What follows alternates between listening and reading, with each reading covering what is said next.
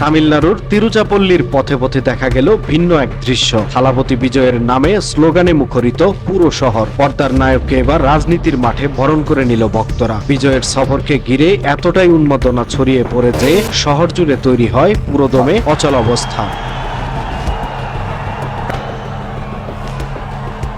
আনুষ্ঠানিকভাবে 92 দিনের রাজ্য সফর শুরু করেছেন দক্ষিণী সুপারস্টার ও তামিল বিজয় পার্টির প্রতিষ্ঠাতা বিজয় থালাপতি।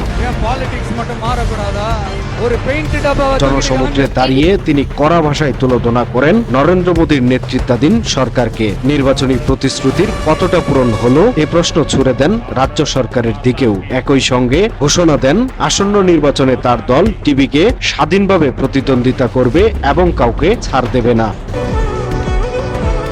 2024 সালে দল গঠনের পর থেকেই তামিলনাড়ুর রাজনীতিতে ব্যাপক আলোড়ন তুলেছেন থালাপতি। তবে বিজেপিকে ফ্যাসিবাদী সরকার আখ্যা দেওয়ায় পরিস্থিতি জটিল হয়ে উঠেছে।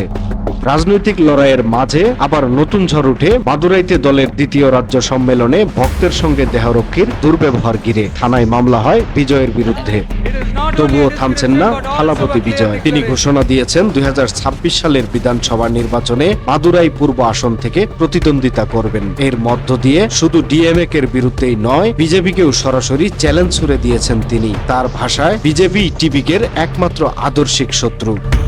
তবে প্রশ্ন উঠেছে, তামিলনাড়ুতে থালাপতির এই জন অভ্যুত্থান ও মোদী সরকারের বিরুদ্ধে তীব্র সুর কেমন প্রভাব ফেলবে ভারতের রাজনীতিতে। সময়ই বলবে থালাপতির এই ঢেউ সামাল দিতে কি পথ বেছে নেবেন মোদী সরকার। নিউজ ডেস্ক, সময়ের কলম।